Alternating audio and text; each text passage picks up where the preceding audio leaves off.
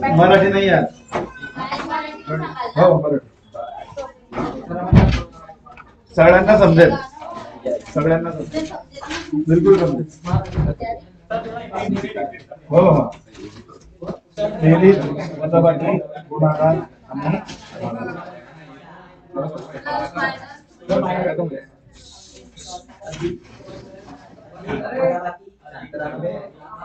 हे जर चांगल्या पद्धतीने आलं तर 50% गणित आलं असं समजा. मला काहीच करायची गरज नाही. चिन्हांचे नियम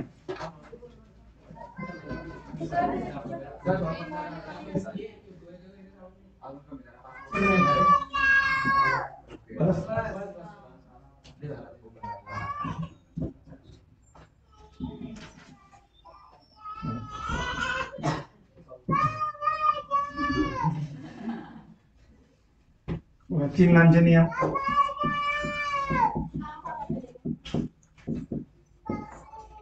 चिन्हांचे नियम माहिती सगळ्यांना. कोणते? प्लस मायनस हे माहिती का? आणि शून्याचे नियम आहे 3.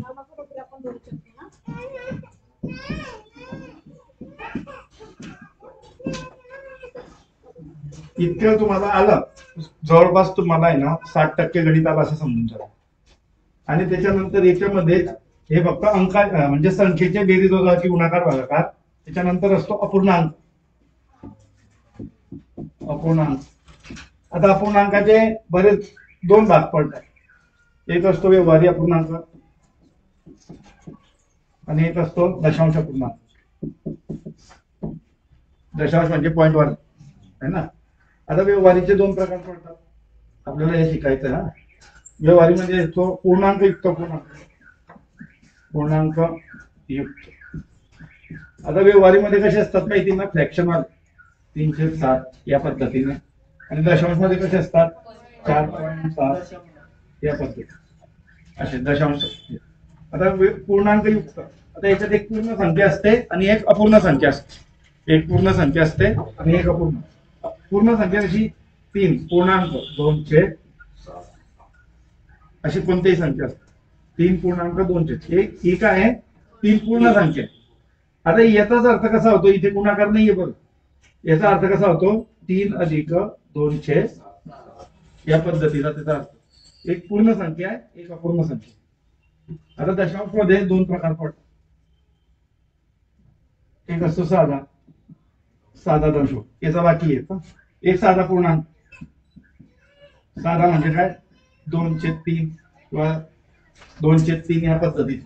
याच्यात पूर्णांक नसतात पण याचा पूर्णांक युक्त पूर्णांकात तयार करू शकता. तुम्हाला याचं रूपांतर याच्यात करता आलं पाहिजे, या सगळ्याचं रूपांतर याच्यात करता आलं पाहिजे. एकदम साध्या पद्धतीने तुम्हाला सांग. साधा मध्ये कसं येईल? समजा 4.3 हे झालं, इथे 4.3. आता याचं रूपांतर पण तुम्हाला याच्यात करता आलं पाहिजे, ते आपण शिकणार. त्याच्यानंतर इथे काय असतो? आवर्ती. आवर्ती आवर्तीमध्ये कसं असतं? आता इथे 2.33333 येतच जात आहे, अनंत येत जातात. तर हे झालं आवर्ती. आवर्तीचे 2 प्रकार पडतात आणखी. एक असतो शुद्ध शुद्ध आवर्त आणि एक असतो मिश्र आवर्त. शुद्ध मध्ये कसं आहे? पॉइंट नंतर लगेच पुनरावृत्ती असते. यात हे पुनरावृत्ती टाळण्यासाठी आपण काय करतो? 2.3 भार देतो, आहे की नाही? कुठे कुठे टिंब दिलेला असतो, पॉइंट दिलेला असतो, पण शक्यतो आता काय करतात? सगळे भार देतात. बघा आता शुद्ध मध्ये काय? पॉइंट नंतर लगेच भार असला तर तो असतो शुद्ध. पॉइंट नंतर लगेच भार असला म्हणजे 2.7 भार, हा शुद्ध. तर मिश्र मध्ये काय असते? समजा इथे 1.2 हे 2 आले, मग 3 भार, याला मिश्र म्हणतात. म्हणजे एखादी दशांश मध्ये आणि भार मध्ये एखादी संख्या असते, अंक असतो. हे झाले मिश्र, हे झाले शुद्ध. आता या सगळ्यांची, हे जेवढे पण आहे त्यांची बेरीज वजाबाकी गुणाकार भागाकार हे चांगल्या पद्धतीने आहे पाहिजे. मग तुम्हाला 70 ते 80% गणित आलं असं समजून चाल. आमची गरज पडणार, शिक्षकाची गरज पडणार नाही. मग तुम्हाला बाकी सगळं तर पुस्तकात दिलेलं असते की हे सूत्र या पद्धतीने सोडवा. तुमचं अर्धे कुठे? भाग तोडायला. समजा अशी संख्या असते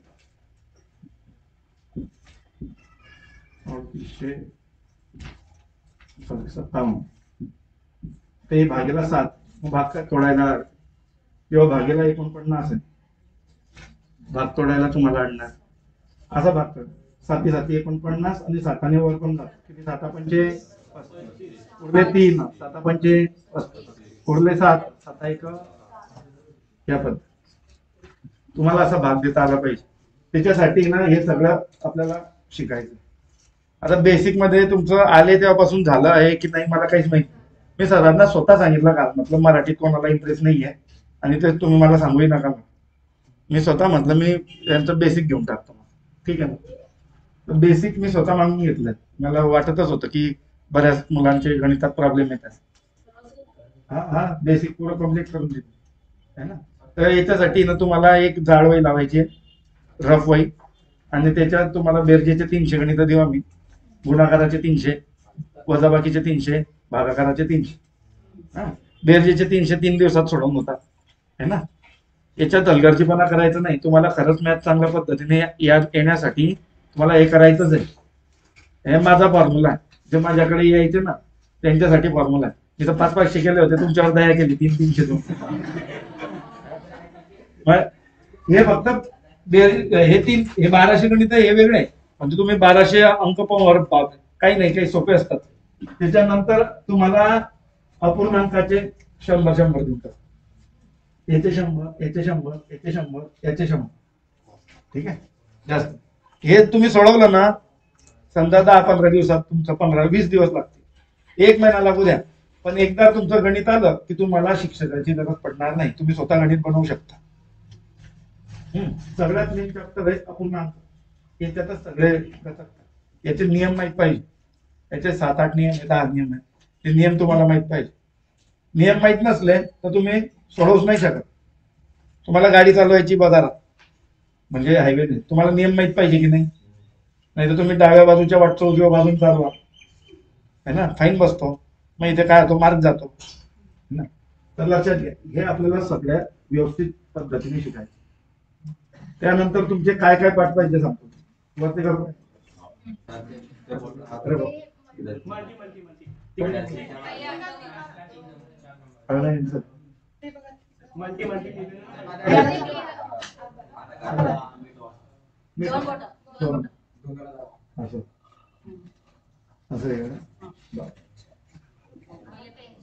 ठीक. आता बघा, हे समजलं का आपल्याला काय काय शिकायचंय. चिन्हांचे नियम आहे, शून्याचे नियम आहे 3, चिन्हांचे 4 नियम आहे. ते चिन्हांचे नियम असे 4 आहे की ते तुम्हाला गणित जर येत असलं, बेरीज येते, वजाबाकी येते, गुणाकार येतो, भागाकार येतो, सगळं येते, पण चिन्हांचे नियम माहित नसले तर तुम्हाला उत्तर चुकवून टाकतात. बिलकुल 100% उत्तर चुकतं म्हणजे चुकतं. मोठ्या सरलीकरण येतं तुम्हाला. सोपे रूप द्या, सोपे रूप द्यामध्ये ते त्याच्यात चुका होतात. चिन्हांचे नियम माहित नसते. एकदम सोपे आहे.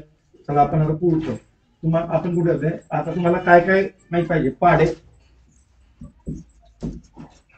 पाढे कमीत कमी तुम्ही 10 पर्यंत पाढे असले तर तुमचे 10 पर्यंत पाढे असले तर गुणाकार तुम्हाला जमतो, चांगल्या पद्धतीने जमतो है ना.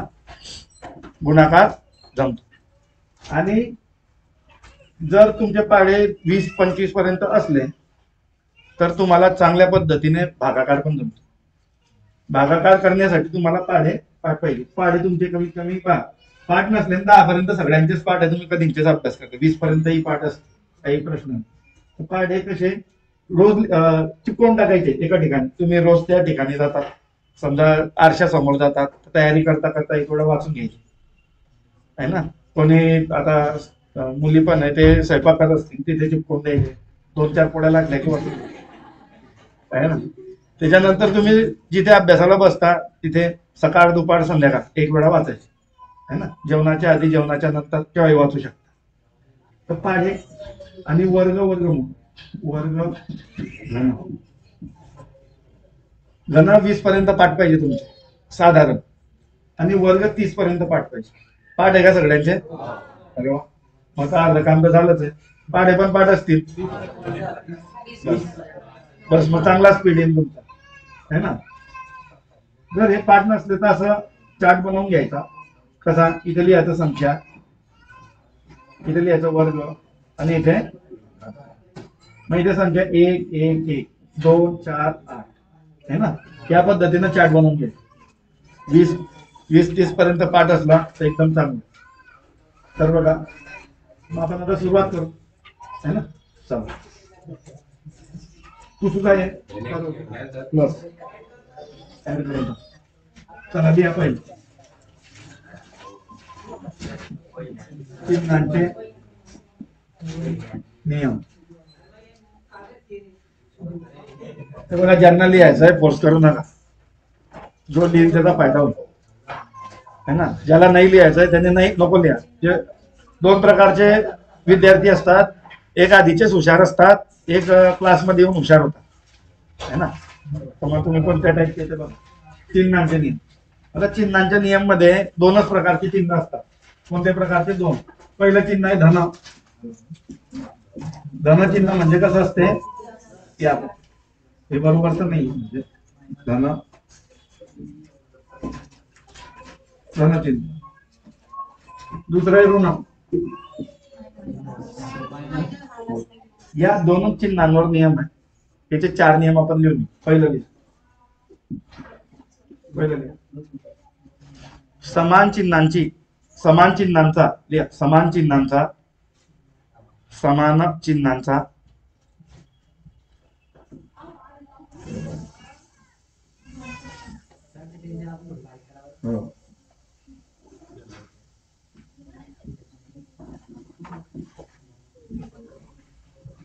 बघा पाहिजे.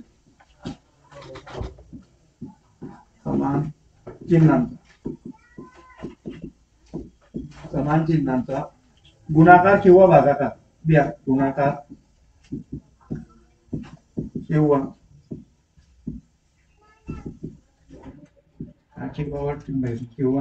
भागाकार. समान चिन्हांचा गुणाकार किंवा भागाकार नेहमी म्हणजे हमेशा काय असतो? धन असतो.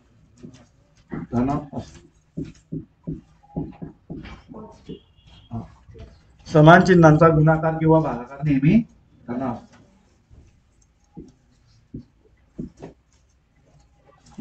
फार महत्वाचा नियम नाही. आता बघा इथे उदाहरणार्थ बघा. उदाहरणार्थ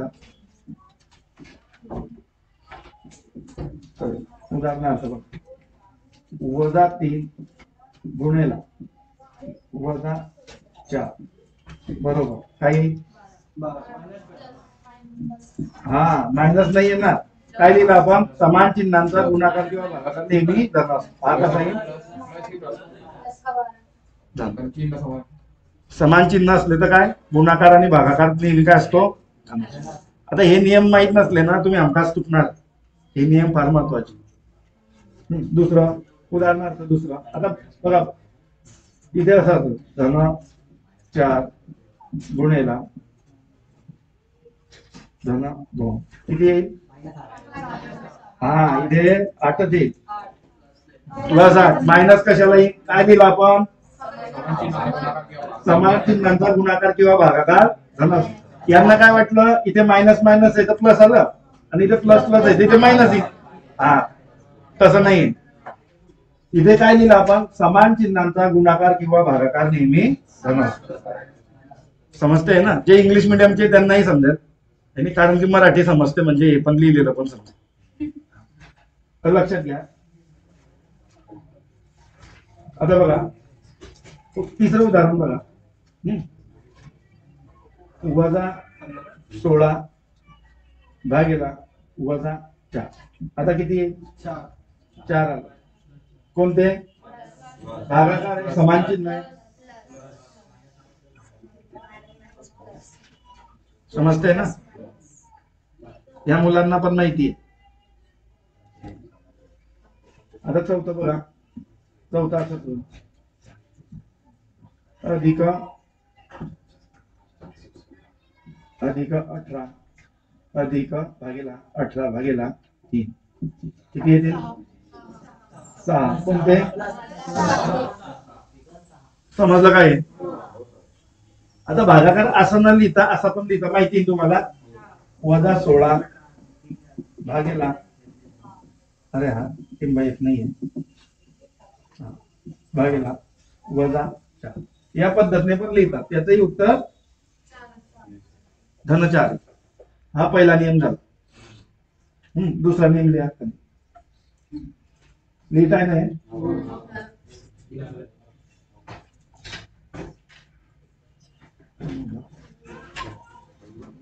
दुसरा नियम समजतंय ना माझं बोलणं? आवाज खराब आहे माझा, त्याच्याबद्दल काही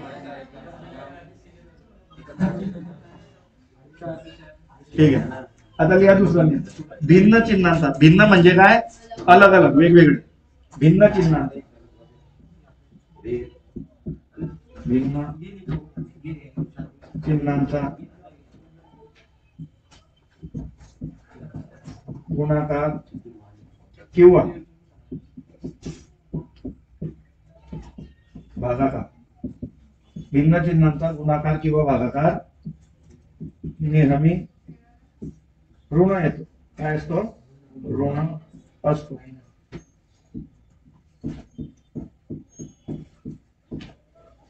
याच्यावर लक्ष द्या.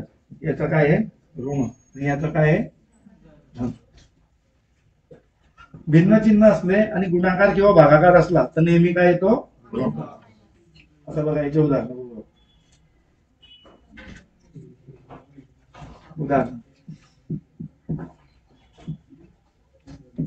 आता बघा, वजा 3 गुणेला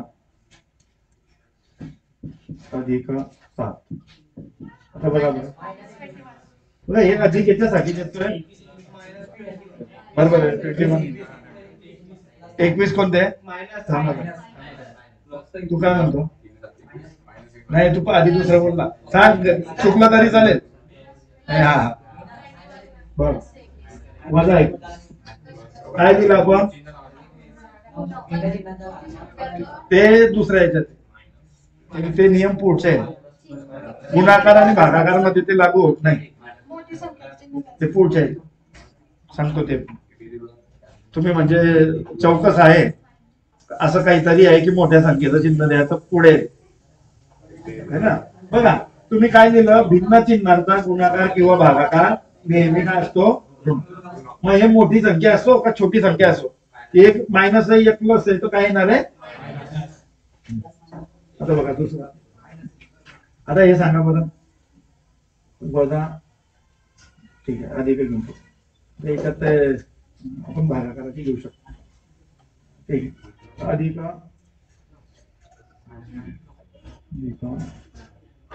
16 भागेला वजा 4. काय? 16 भागेला 4 येतात. आणि तू कशाचे? समजतंय तुम्हाला? आपण एकदम म्हणजे तुम्हाला असं डोक्यात पीठ बसून जाईल की तुम्ही दुसऱ्याला शिकवायला लागता, है ना. आता भागाकार आपण अंश आणि छेद स्वरूपात पण लिहितो, आहे की नाही? असा पण लिहितो. असं लिहितो की नाही? वजा 20 अधिक 5 भागेला अधिक काय येईल? वजा. बरोबर. आता शांत बसले तुम्ही, असं वाटतंय की तुम्हाला शिकायचं. ते मराठी शिकवताना असं गडबड गडबड करायचे तुम्ही. हा, चला तिसरा नियम लिहा. हे लिहिला? हे तुमच्या डोक्यात फिक्स बसायला पाहिजे. हे 4 नियम तुम्हाला केव्हाही विचारले सांगता आले पाहिजे.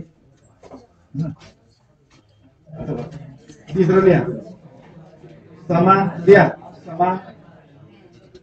समान चिन्हांची, समान चिन्हांची नेहमी. आता इथे काय आहे? नेहमी. नेहमी म्हणजे हमेशा, नेहमी बेरीज करावी.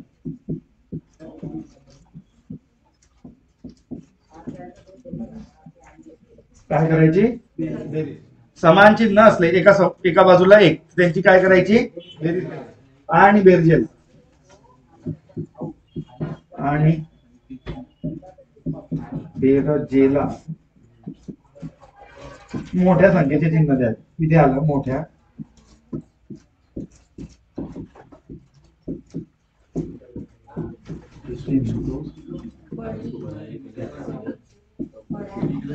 मोठ्या म्हणजे काय, मोठी संख्या, मोठी बडी.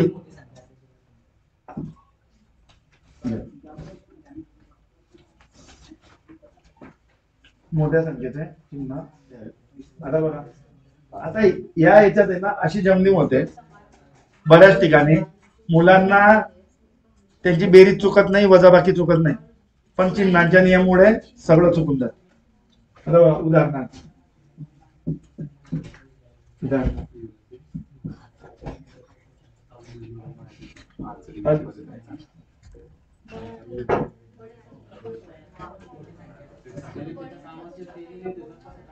मोठी म्हणजे बडी, बडी बडी मोठी म्हणजे 7 मोठे आहे का 2 मोठे आहे, 7 मोठे. मग 7ला जे चिन्ह आहे, आता ते उदाहरणार्थ उदाहरणार्थ बघा, वजा 7 अधिक 3 किती आले? -10 कोणाचा आहे? आवाज आला मागे, तर हे चुकीचं आहे. काय म्हटलंय? अरे इथे समान चिन्ह पाहिजे होती, इथे वेगवेगळे आले. मी पाहत होता कोणाकोणाचं लक्ष, पण याचं उत्तर आहे ना -4. आता बघा इथे सांगा किती आले? समान चिन्ह आहे. समान चिन्हांची बेरीज करावी आणि बेरजेला मोठ्या संख्येचं चिन्ह. ते भिन्न चिन्हांचं सांगितलं होतं, पण त्याच्यात चुकले होते 1-2 जण. आता इथे सांगा बघा, -3 समजा, -3 नाही आहे, 14 येतो. मोठी संख्या आहे.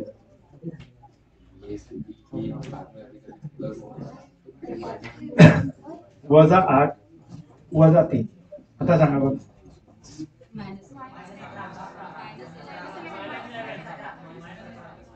आता बरेच विद्यार्थी काय करतात, या 8च्या आहे ना, 8चं जे चिन्ह आहे त्याच्याकडे लक्ष देणार नाही. ते काय करतील, 8 - 3 5 आणि 5ला वजाचं चिन्ह देऊन टाक, तर ते चुकीचं आहे ना. काही विद्यार्थी काय करतील, 8 आणि 3, 8 - 3 5 करून टाकतील आणि मोठं चिन्ह, तर हे काय आहे चुकीचं. आपण बोलू नका, आपल्या चिन्हांचा नियम काय म्हणतो, समान चिन्हांची नेहमी बेरीज करावी. याची बेरीज किती आली? 11. आणि 11ला कोणतं चिन्ह द्या? मोठं चिन्ह. समजला? याचं -5 येणार नाही. बरेच जण ते जर विचार करत असतील तर ते येणार. हे पुसू का?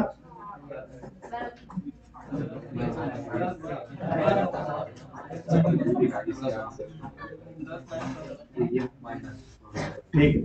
आता चौथा नियम लिहा. शेवट चौथा नियम लिहा.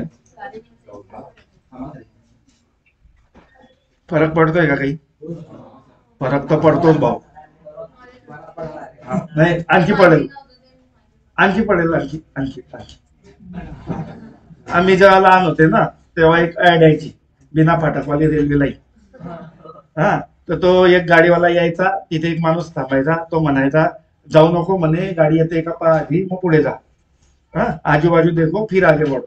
ते तो म्हणाय कोई फरक नाही पडता बोले. एकदा येतो, दुसऱ्यांदा येतो, तिसऱ्यांदा डायरेक्ट फोटोतून म्हणतो फरक तर पडतोच भाऊ. म्हणजे फरक तर पडतो. मग फरक तर पडतो, म्हणून इथे हे शिकवल्यावर फरक तर पडतो. चला, तुम्ही इतके एक्सपर्ट होऊन जाल ना, तुम्ही पहिल्याच्या करंट मध्ये माझ्याकडे असे येतात. आता ते महापारेषण वाले आले, पप्पा इतके खतरनाक आहे, आणि ते पण 28-29 वयाचे. तेव्हा माझे डोकं खाऊन राहिले. हे कसं सोडवायचं सर, कसं सोडवायचं. आता ते आपण त्यांना सीधे करू बरोबर. चला, भिन्न चिन्हांची लिहा. भिन्न चिन्हांची नेहमी भिन्न चिन्हांची भिन्न चिन्हांची नेहमी वजाबाकी करावी. वजाबाकी करावी. हा, आणि वजाबाकीला मोठ्या संख्येचे चिन्ह द्या.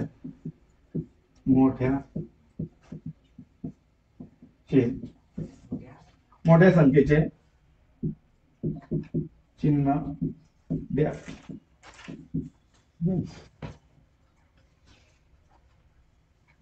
दिसतंय ना सगळ्यांना? माझा अक्षर जरा खराब आहे, समजून घ्या. चला, उदाहरणार्थ बघा. उदाहरणार्थ पहिला इकडे लक्ष द्या. -11 अधिक 3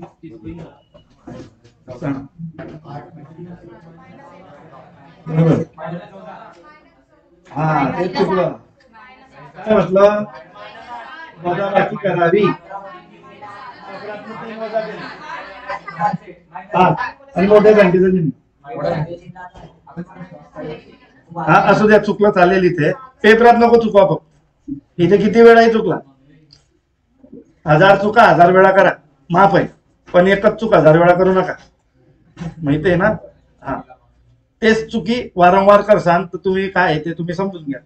आणि 1000 चुका वेगवेगळ्या प्रकारच्या 1000 वेळा केल्या तरी चालेल, पण एकच चूक 1000 वेळा करू नका. आता हे सांगा बाबा.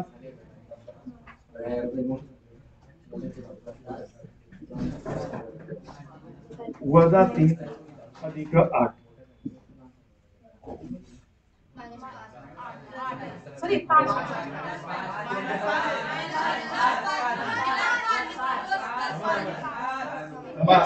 तुम्हाला आरोळ्या मारायची सवय पडली आहे. मोठ्या संख्येचे चिन्ह. हे बघा, 5 तर उत्तर आलंय तुमचं, पण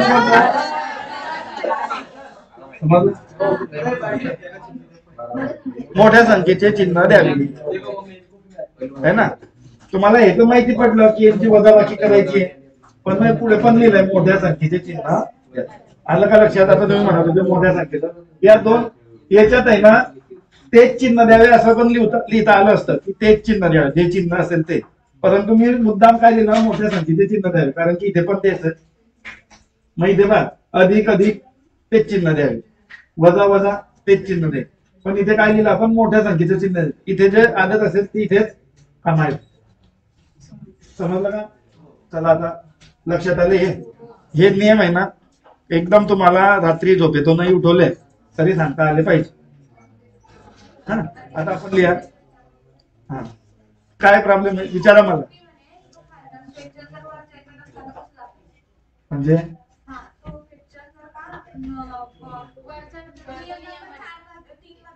नाही, तर 3 मध्ये तो येणारच नाही ना. इथे काय आहे? समान चिन्ह आहे.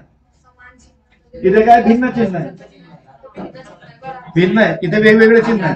म्हणजे कंडिशन तुम्हाला सांगितलं आहे की असं आलं तर काय करायचं.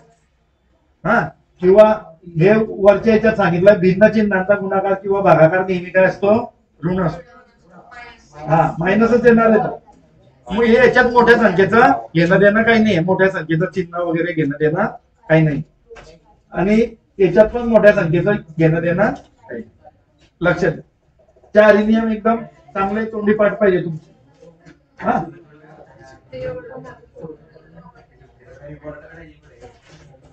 चला, आता पुढे आपण शून्याचे नियम लिहून घेऊ. शून्याचंही महत्व आहे की नाही? शून्य भयंकर आहे. शून्य कोणी निर्माण केला? हा, तिच्या आधीच होतं शून्य. आर्यभट्टच्या आधीच होतं, असं काही नाहीये. कारण की आधी पण हे होत होती, म्हणजे मोजणी होत होती की नाही. किंवा महाभारतात मग 101 कौरव कष्ट काय झाले? शून्य तर आर्यभट्टने लावला. महाभारत आधी घडलंय, तर त्याच्या आधी पण शून्य होत. हा, चला शून्याचे नियम खरं हे कसं दिसेल नंतर म्हणजे एकदम छोटं होऊन जाते का ऍड करून बघा इथे लिहा शून्याचे नियम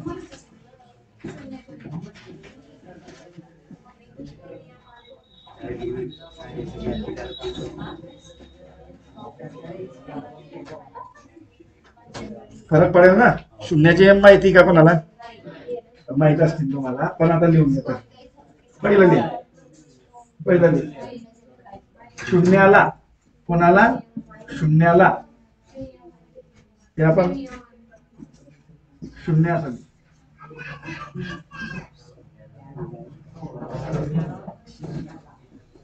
शून्याला कोणत्याही म्हणजे कोणत्याही म्हणजे किसी भी संख्या कोणत्याही संख्येने कंसात लिहा शून्य सोडून कोणत्याही संख्येने म्हणजे कंसात लिहा शून्य सोडून कोणत्याही संख्येने गुणले किंवा भागले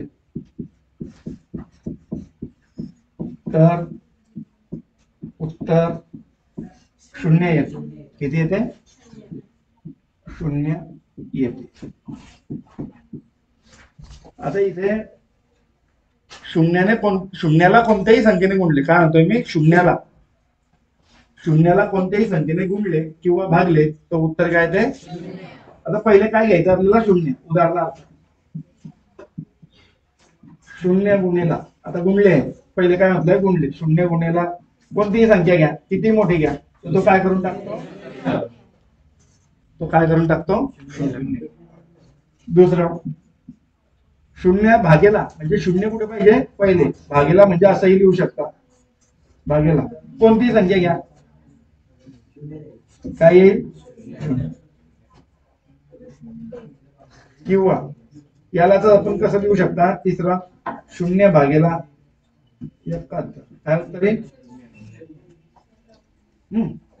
आता इथे शून्याला गुणलंय आणि शून्याला भागलंय काही नाही आता पुढे पाहू लिहून घ्या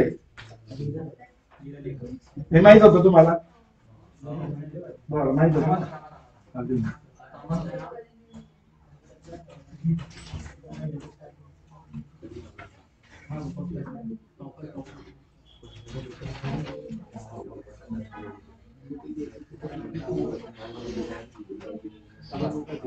लिहित झालं बघा पुढे आता दुसरा नियम लिहा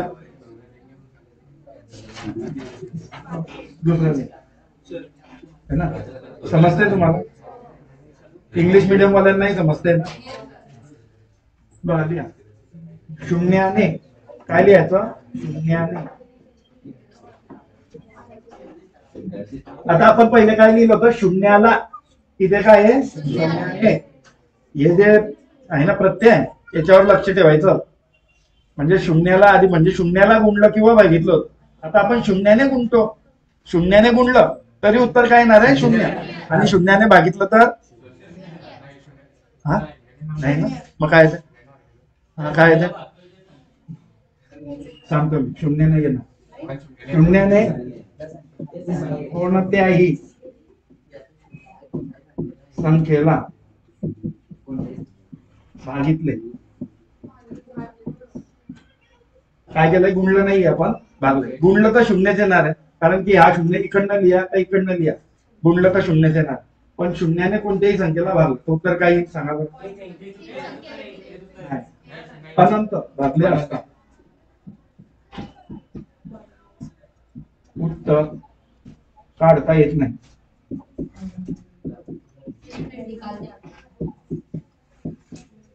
किंवा अनंत येईल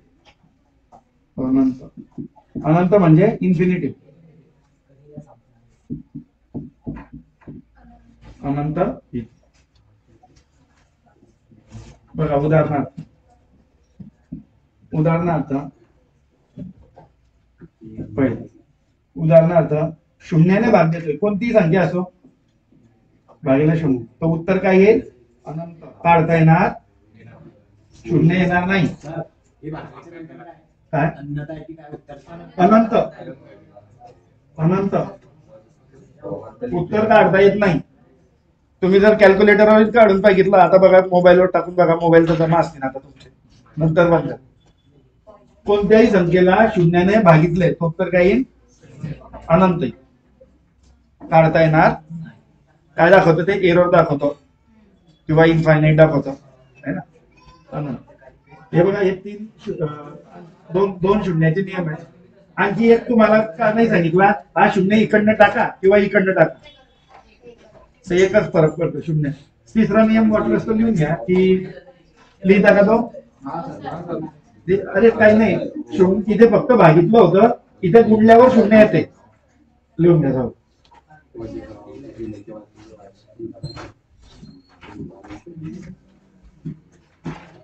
शून्याने कोणत्याही संख्येला शून्याने कोणत्याही संख्येला गुणले असता, काय म्हणतो आपण? गुणले असता. उत्तर काय येईल? शून्य.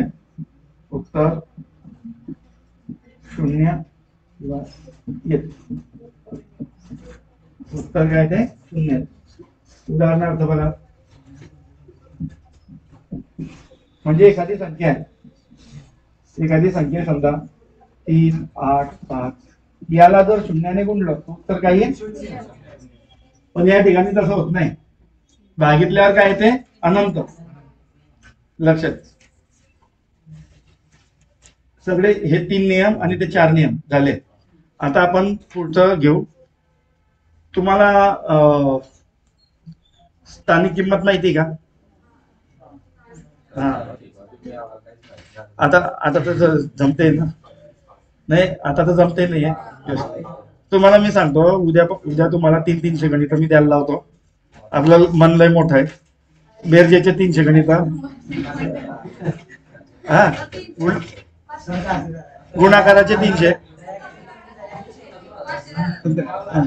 गुणाकाराचे 300, बिलकुल 1200 देतो तो. नाही, 4चे वेगवेगळे. तुम्हाला जर एक्सपर्ट व्हायचं आहे तर हे करावं लागेल.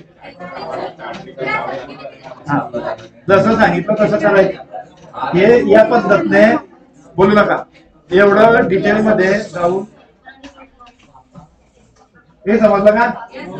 चला, हे तुम्ही नियम झाले.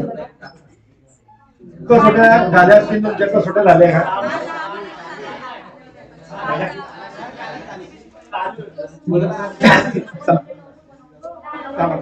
दोनाची कसोटी सांगा. एकच सांगा.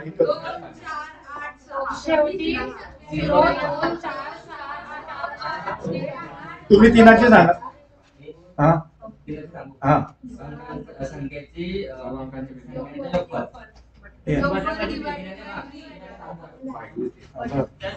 म्हणजे ते घेऊ का मी?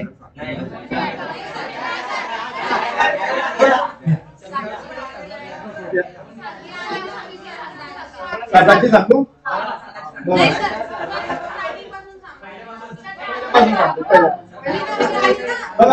बरं, एकदम सोपं आहे, 5 मिनिटात होती.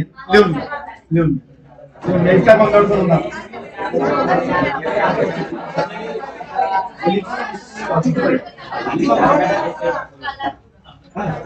आता तुम्ही हिंदीमध्ये शिकले, मराठीत शिका बस. लिहा, पहिली लिहा 2ची कसोटी. 2ची कसोटी. 2ची कसोटी लिहा. ज्या संख्यांच्या एकक स्थानी, एकक स्थान म्हणजे काय? शेवटचा. ज्या संख्यांच्या एकक स्थानी 0, 2, 4, 6, 8 हे अंक असतात. हे अंक असतात. एकक स्थान म्हणजे समजलं का? शेवट. आता ही संख्या आहे, तर हा जो अंक आहे हा एकक आहे. येतं. याला म्हणतात दशक, शतक. हा, मी याच्याबद्दल चांगलं लिहिलं तुम्हाला. म्हणजे एकावर कमीत कमी 19 शून्य बसतील इथपर्यंत तुम्हाला अंकाची नावं माहित पाहिजे. मिलियन, बिलियन, ट्रिलियन माहिती का तुम्हाला? क्विंटिलियन, क्वाड्रिलियन, क्वाड्रिलियन,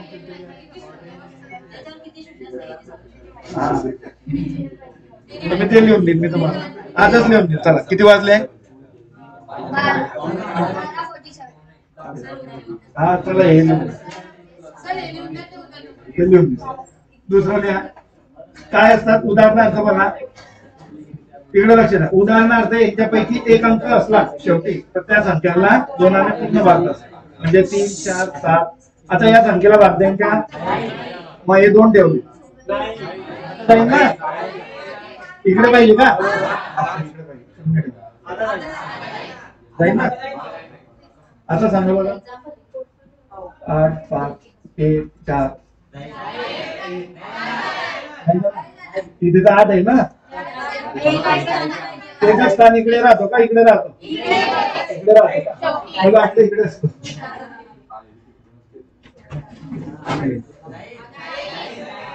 एकच स्थानी 0, 2, 4, 6, 8 याच्यापैकी एक अंक पाहिजे म्हणजे 2ची कसोटी लागू. दुसरं लिहा. 3ची कसोटी.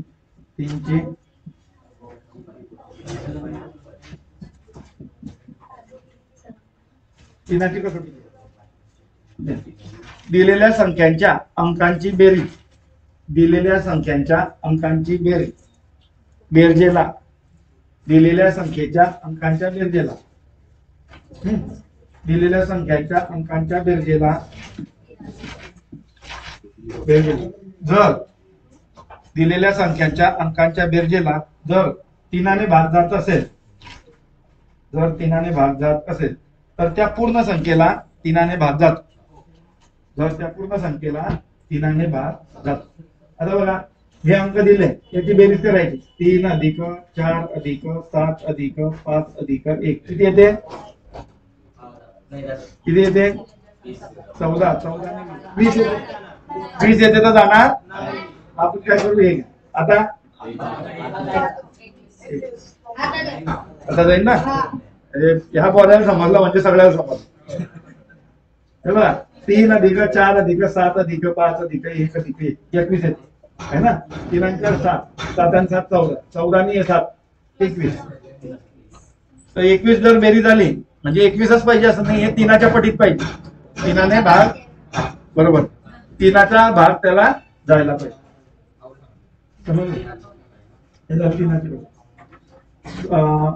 आणि ही संख्या सांगा बाबा. दुसरं उदाहरण. 8, 7, 5, 1, 6, 9.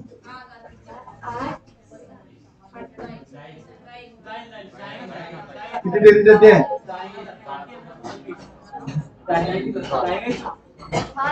36 येते ना. किती आली बेरीज? 8 अधिक 7 अधिक 5 अधिक 1 अधिक 6 अधिक 9 बरोबर. नाही तर काही काही असे कट करतात या पद्धतीने. हे बघा, हे 9 गेले, हे 6 गेले, हे 6 गेले आणि हे 15 गेले. असे पण गेले तर जाऊ. ठीक आहे. 4ची कसोटी. 4ची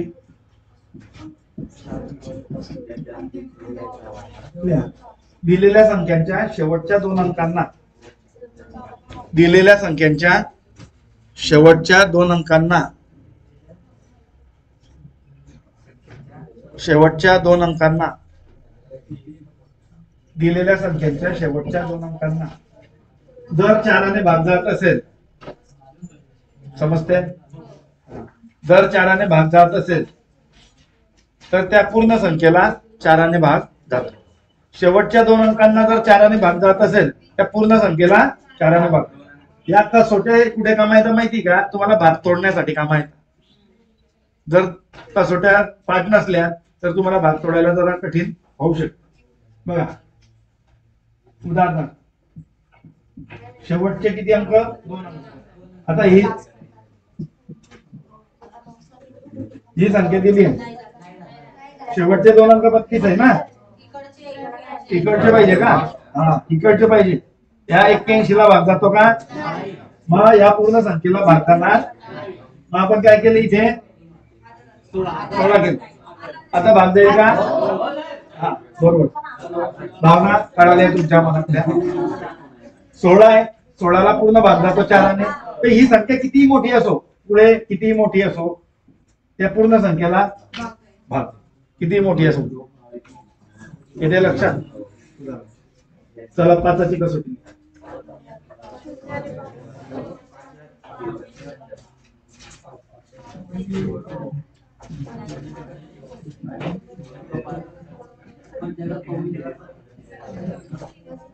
पाचाची कसोटी.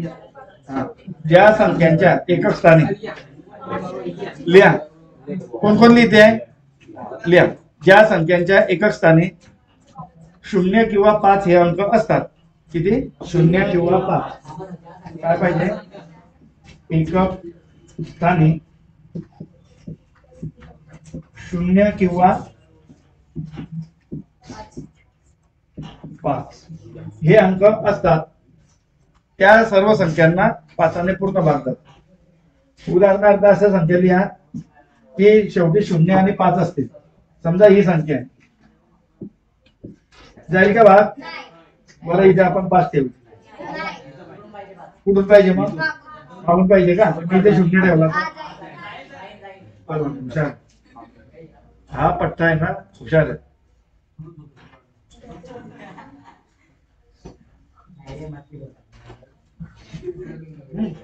समजते ना. शेवटचा अंक म्हणजे एकच स्थानचा अंक घ्यायचा.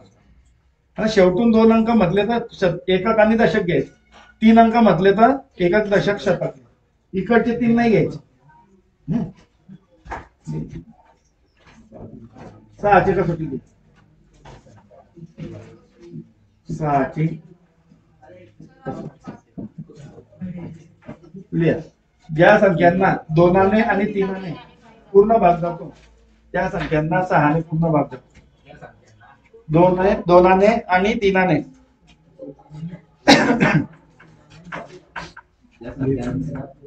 2ने आणि 3ने पूर्ण भाग जातो त्या संख्यांना 6ने पूर्ण भाग जातो. म्हणजे कोणती कसोटी लागू व्हायला पाहिजे? 2ची व 3ची कसोटी. बघा, 2ची आणि 3ची कसोटी लागू झाली म्हणजे 6ने पूर्ण भाग जातो. तर उदाहरणार्थ बघ,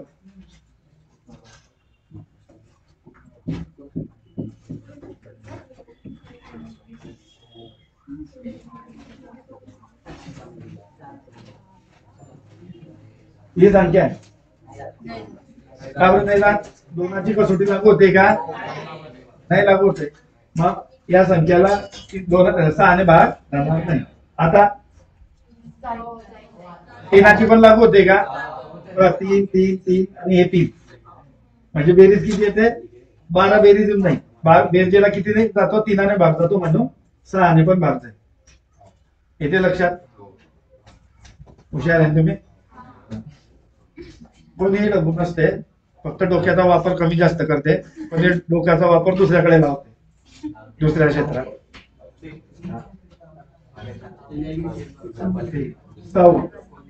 आता काही 7ची कसोटी.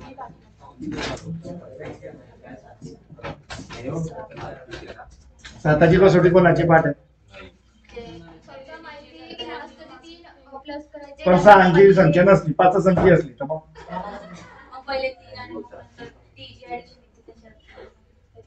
7 अंकी संख्या असली मग तेच तर सांगतो. मी सांगण्यासाठी तू बाय त्याबद्दल नो डाऊट. लिहा. दिलेल्या संख्येचा शेवटच्या अंकाची दुप्पट करावी. दिलेल्या संख्येच्या शेवटच्या अंकाची दुप्पट करावी. दुप्पट करावी. आणि शेवटच्या अंकाची काय करायची? दुप्पट करायची. आणि उरलेल्या संख्येतून वजा करावी. आणि उरलेल्या संख्येतून वजा करावी. आलेल्या वजाबाकीला काय झालं? एकच दिलेल्या शेवटच्या अंकाची दुप्पट करायची आणि त्याची उरलेल्या संख्येतून वजा करायची. जर वजाबाकीला 7 ने पूर्ण भाग जात असेल, जर वजाबाकीला 7 ने पूर्ण भाग जात असेल तर त्या पूर्ण संख्येला 7 ने पूर्ण भाग जातो. आता तुम्ही म्हणाल सर मोठी संख्या असली आपण एका डिजिट वजा करतोय तर तीच क्रिया वारंवार वारंवार करायची. आता उदाहरणार्थ घेऊ बघा, कोणती मोठी संख्या द्या किंवा छोटी संख्या द्या. पहिले छोटी घेऊ आपण.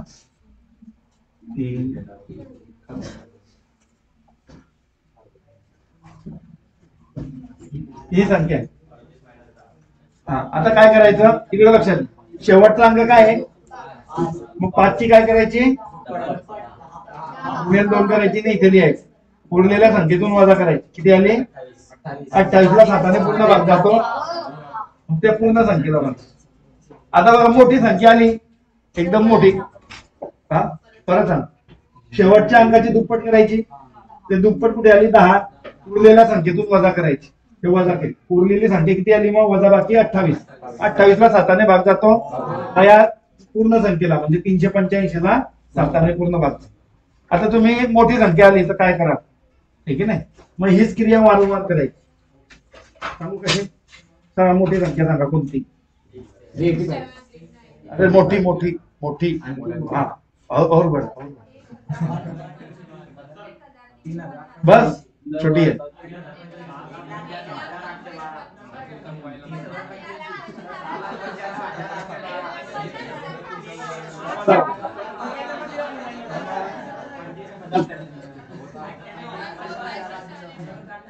बर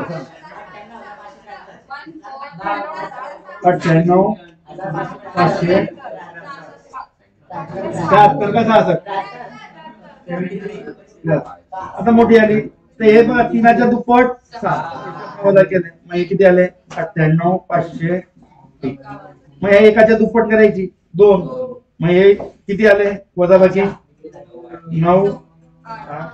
मग याच्यातनं हे वजा करायची म्हणजे किती आले 6, म्हणजे किती आले 92. आता 92 ला तर काही भाग जात नाही, तेरे साथी 91 येतात, 92 ला भाग जात नाही म्हणून हिला भाग जाणार. समजलं, 2 अंकापर्यंत आणा, 1 अंकापर्यंत आणा, काही फरक पडणार नाही. 4 मायनस करावे लागतील, 4 9 मधून 4 मायनस करावे लागतील. हे एक एक अंक दुप्पट करायची मायनस. आता बघा मी एक संख्या सांगा, म्हणजे गुणाकार करून सांगा तुम्ही कोणतीही संख्या मोठी.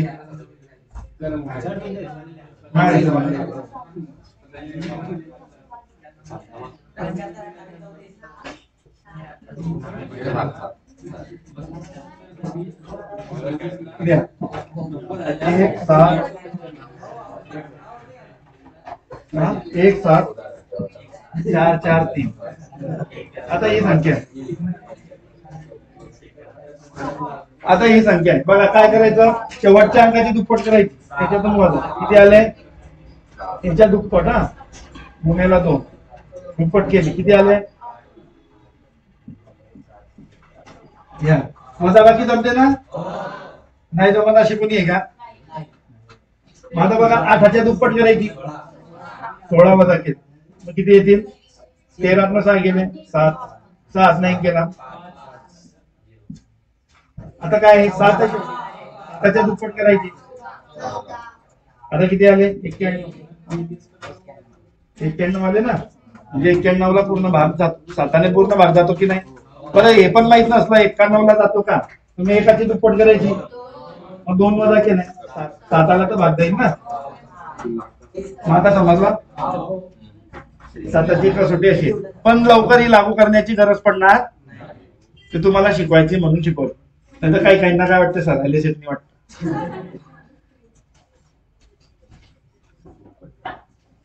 आहे ना. ह्या खाली काय केली इथे दुप्पट गुणेला 2, या 7ची इथे दुप्पट गुणेला 2, या 1ची दुप्पट केली गुणेला 2.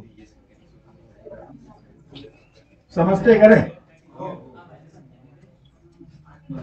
7ची झाली 8ची लिहून घ्या. 8ची लिहा. सरांनी काय ते म्हणजे काही पुस्तकांमध्ये तसंच दिलंय, शेवटच्या 3 संख्यांमधून हे अशी वजा करा, काय ते मला काही समजलं नाही, म्हटलं जाऊ द्या तिकडे.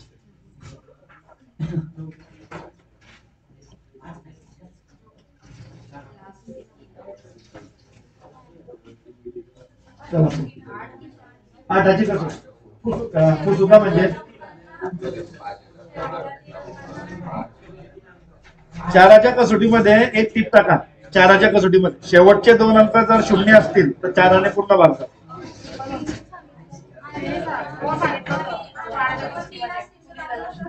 4च्या कसोटीमध्ये शेवटचे 2 अंक जर 0 असतील तर त्या संख्येला 4ने पूर्ण भागतात. शेवटचे 2 अंक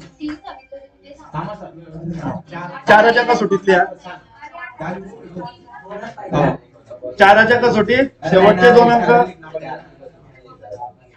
गडबड करू नका. 4च्या कसोटीतल्या शेवटचे 2 अंक जर 0 असतील तर 4ने पूर्ण भागतात. आता 8ची लिहा. आता 2 असले तर 3 मध्ये असो का?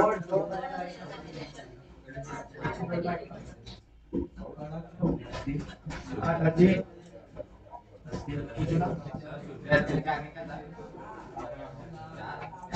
काय लिहिलं तू? 4च्या कसोटीत लिहिलं का? दिलेल्या संख्येचे शेवटचे अंक 0 असतील, 2 अंक 0 असतील तर त्या संख्येला 4ने पूर्ण भागतात. आता बघा 8ची कसोटी. शेवटच्या 3 अंकांना किती? शेवटच्या 3 अंकांना शेवटच्या 3 अंकांना 8ने पूर्ण भाग. शेवटच्या 3 अंकांना 8ने पूर्ण भाग जातो. हा किंवा जर किंवा शेवटचे 3 अंक 0 असतील, 3 अंक 0 असतील तर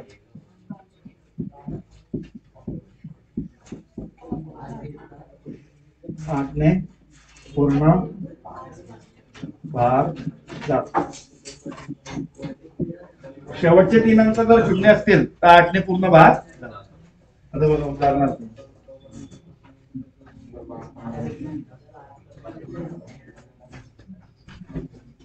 7ची लक्षात आली का? शेवटच्या अंकाची दुप्पट करायची, उरलेल्या संख्येतून वजा करायची.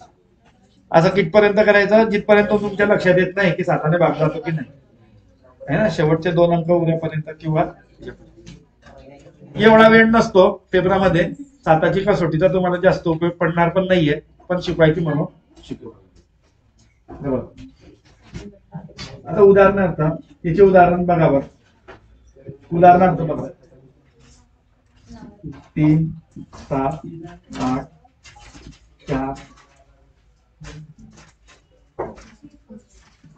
8. बघा शेवटचे 3 अंक कोणते आहे?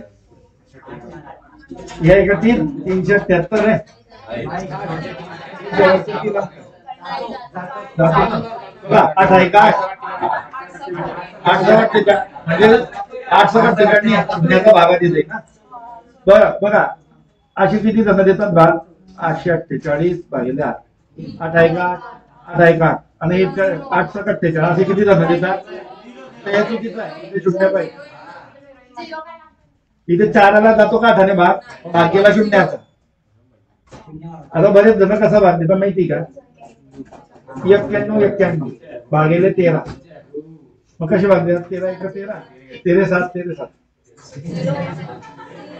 13 7. पण इथे काय असतो? तर एक अंक म्हणजे इथे 0 टाकायचे विसरतात बरेच जण. आणि ऑप्शन मध्ये पण 77 उत्तर असू शकते, असते ना. फसवणारा कसाही फसवतो. बघा आता उदाहरणार्थ ही संख्या सांगा बरं. 8 7 1. हा शेवटी किती अंक आहे? म्हणजे 8ने पूर्ण भाग. 9ची कसोटी.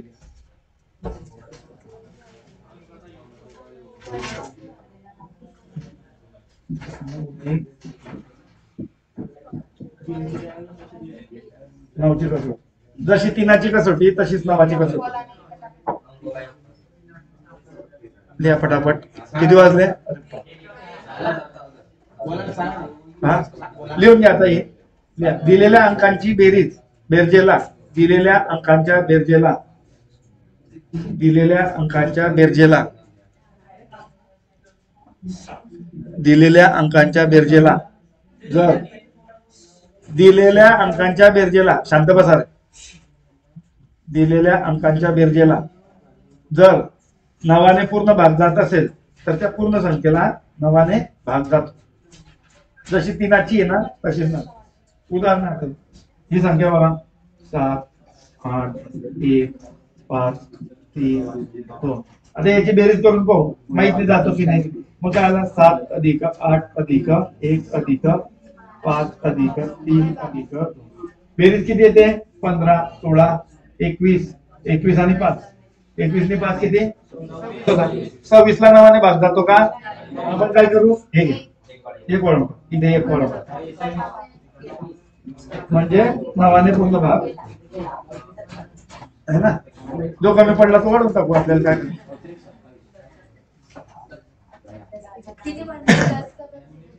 हा 13 पर्यंत नसते, 11 पर्यंत शिकवतात. 11 पर्यंत शिकवतात. 10ची सगळ्यांची पाठ आहे. शेवटी शून्य पाहिजे. 11ची काय? एक सोडून एक अंकांच्या बेरजेच्या गटाला 2 गट पडायचे. एक सोडून एक अंकांची बेरीज, यांच्यामध्ये जर फरक 0 असला दोन्ही गटांमध्ये, 0 किंवा 11 किंवा 11च्या पटीत, तर 11च्या पटीत तर येतच नाही लवकर, 11 पर्यंत येऊ शकतो. 0 किंवा 11 असेल तर त्या पूर्ण संख्येला 11ने भाग जातो. हा ते उद्या शिकवून वाटलं असतं. आता मला उद्या